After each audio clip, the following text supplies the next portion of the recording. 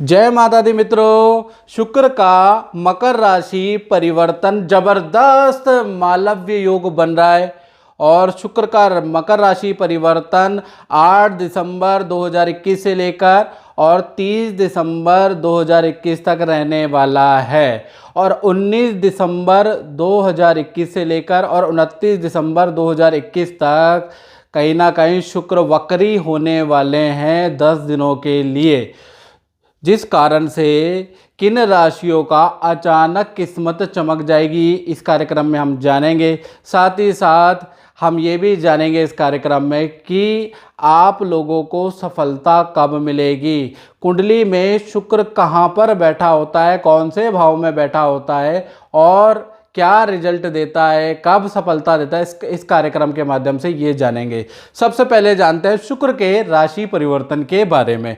8 दिसंबर 2021 को शुक्र मकर राशि में आ रहे हैं, यानी कि धनु राशि से मकर राशि में परिवर्तन कर रहे हैं।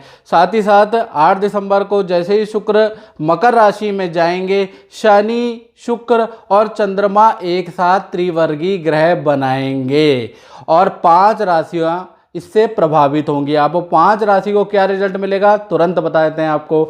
सबसे पहली जो प्रभावित राशि है वो है वृषभ राशि। तो देखा जाए तो जैसे ही 8 दिसंबर में शुक्र मकर राशि में प्रवेश करते हैं, वैसे ही वृषभ राशि का अचानक यात्रा का योग बन जाएगा। पार्टी या समारोह में जाने के अवसर प्राप्त होंगे इस एक माह।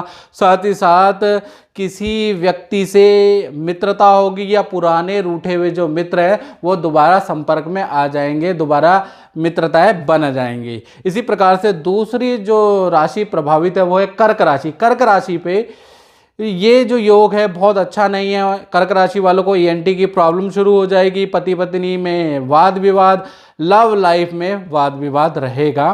कब तक? 8 दिसंबर से लेकर 30 दिसंबर के बीच में। फिर तीसरी जो प्रभावित राशि है वो है तुला राशि। तो तुला राशि पे बहुत ज़बरदस्त इसका प्रभाव बनेगा क्योंकि शुक्र मालव्य योग बना रहे हैं। केंद्र त्रिकोण में स्वराशि, मित्र राशि अगर शुक्र बैठे होते तो मालव्य योग बनाते हैं तो काम, नौकरी और स्वास्थ्य में ज़बरदस्त उन्नति होगी। साथ ही साथ देखा जाए तो यात्रा, पार्टी, समारोह में जाने के भी दिसंबर में योग बन रहे हैं और लव लाइफ बहुत अच्छी हो जाएगी या पति पत्नी का के बीच में जो मतभेद थे वो दूर हो जाएंगे। इसी प्रकार से जो चौथा जो प्रभावित राशि है वो है मकर राशि।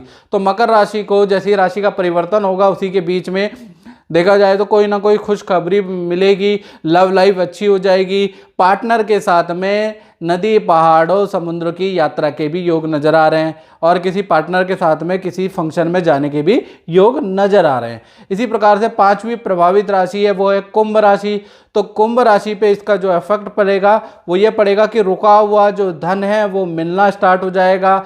धीमे धीमे चलता हुआ जो काम है वो अच्छी तरह से चलने लग जाएगा और आपको, अगर आप डीलिंग के सेक्टर में हैं, नौकरी ढूंढ रहे हैं तो आपको नौकरी मिल जाएगी, काम मिल जाएगा।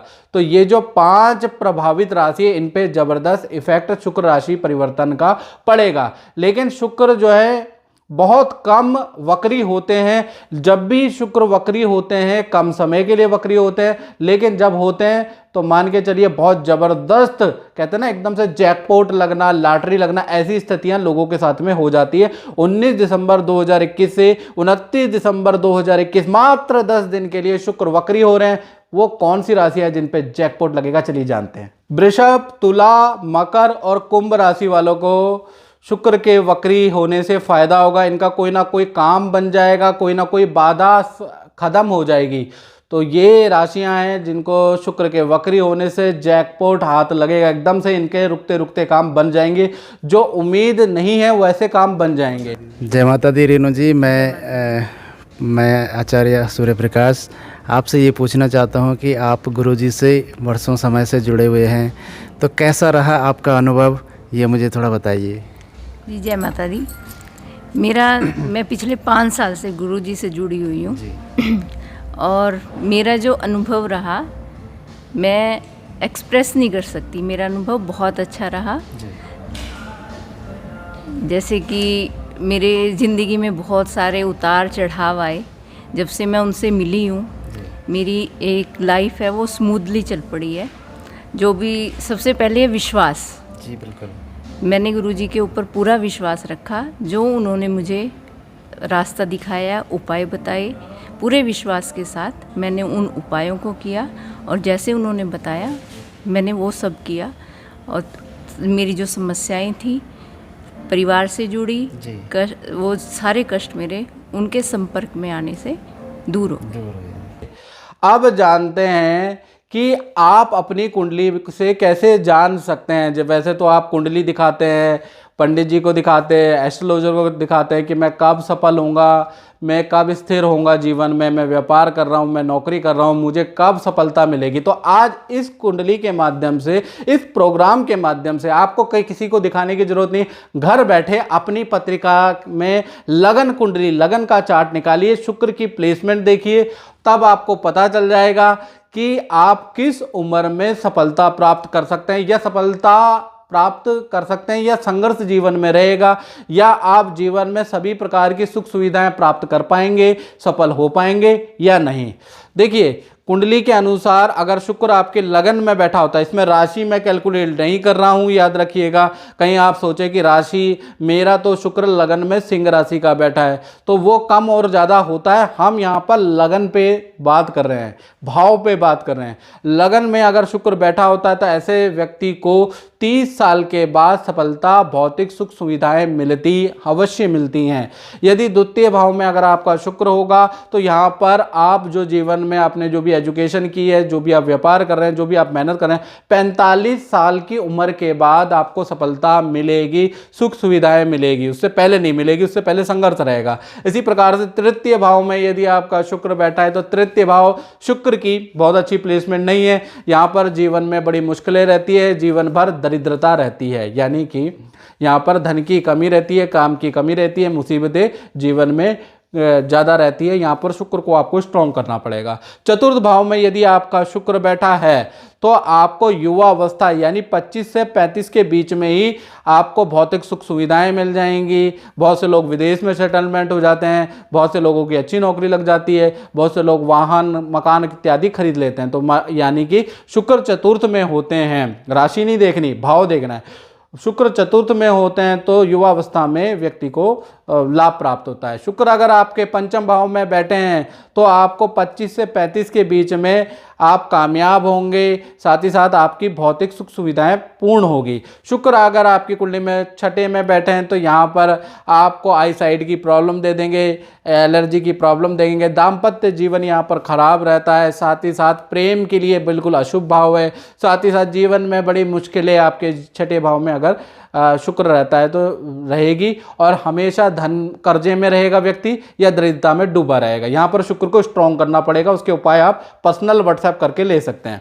इसी प्रकार से शुक्र आपके सप्तम स्थान में बैठा है तो युवा अवस्था में आपको सफलता देगा, यानी 25 से 35 की अवस्था में कुछ ना कुछ ऐसा भाग्य के से होगा कि आप अच्छी नौकरी में, अच्छे काम में करेंगे, साथ ही साथ आप सारे सुख सुविधा संसाधन जोड़ लेंगे। इसी प्रकार से शुक्र अगर आपकी कुंडली में अष्टम भाव यानी मृत्यु स्थान में बैठा है तो यहाँ शुक्र का होना लाभकारी होता है। मात्र शुक्र ऐसा ग्रह, इसके साथ में बुध ऐसा ग्रह जो कि अष्टम भाव में अच्छा रिजल्ट देता है। यहाँ पर युवावस्था में यानी 25 से लेकर 35 की अवस्था के अंदर व्यक्ति को सुख सुविधाएं, सफलता प्राप्त होती है। शुक्र यदि आपकी नवम भाव में बैठा है तो कहीं ना कहीं 40 के बाद आपको आपकी मनोकामनाएं पूरी होंगी, आपको सफलता, सुख सुविधाएं मिलेगी। शुक्र अगर आपके दसम स्थान में बैठे हैं तो युवावस्था यानी 25 से 35 के बीच में आपकी स्थितियां ठीक होंगी। यदि शुक्र आपके देखा जाए तो लाभ भाव में बैठा है तो कुल मिला के आपका 25 से लेकर और वही 35 की अवस्था में आपको सभी सुख सुविधाएं प्राप्त होगी। अगर शुक्र आपकी कुंडली में 12वें भाव में बैठे हैं तो यहाँ पर आपके जीवन में आपको नेत्र की प्रॉब्लम रहेगी, ठीक है, परिवार से दूर जाना पड़ेगा, आपको जीवन में एक बार लज्जित दोष का सामना करना पड़ेगा यानी लज्जा का सामना करना पड़ेगा। मानसिक तनाव, डिप्रेशन शुक्र 12वें भाव में बहुत ज़्यादा देता है। आत्मग्लानि शुक्र 12वें भाव में ज़्यादा देता है। शुक्र अगर 12वें भाव में होता है तो व्यक्ति संतोषी नहीं होता है, निरंतर कुछ ना कुछ सोचता रहता है और काल्पनिक ख्यालों में ज़्यादा रहता है। शुक्र अगर 12वें भाव में होगा तो जीवन में दरिद्रता सदा बनी रहती है। काम का भी पता नहीं होता है कि कब सफलता मिल जाए और कब असफलता मिल जाए। तो 6, 3, 6, 8, 12 भाव में शुक्र की स्थिति अच्छी नहीं होती है। ऐसे में आपको किसी अच्छे ज्योतिषी को दिखाकर उपाय लेने चाहिए, इनकी रत्न धारण करनी चाहिए ताकि आप शुक्र को मजबूत कर सकें।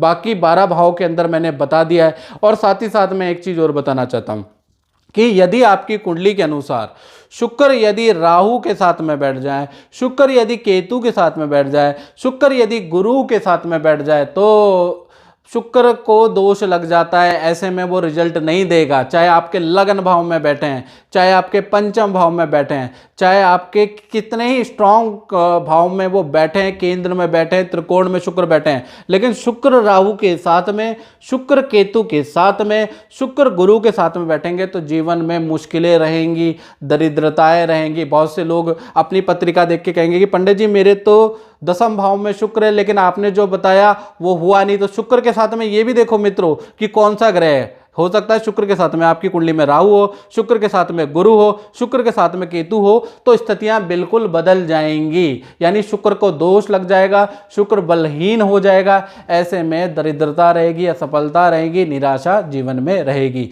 याद रखिएगा जो मैंने चीज़ें बताई हैं, शुक्र जो भी मैंने लगन के हिसाब से बताया है आपको, उसके साथ में शुक्र के साथ में गुरु नहीं होना चाहिए, शुक्र के साथ में राहु नहीं होना चाहिए, शुक्र के साथ में केतु नहीं होना चाहिए। अगर ये 3 ग्रह होंगे तो रिजल्ट बदल जाएगा, रिजल्ट अच्छा नहीं मिलेगा। ऐसे में आपको अच्छे ज्योतिषी को संपर्क करके उपाय करने चाहिए, रत्न धारण करना चाहिए, जो भी बेस्ट हो सके पूजा पाठ आपको करके अपने शुक्र को मजबूत करना चाहिए।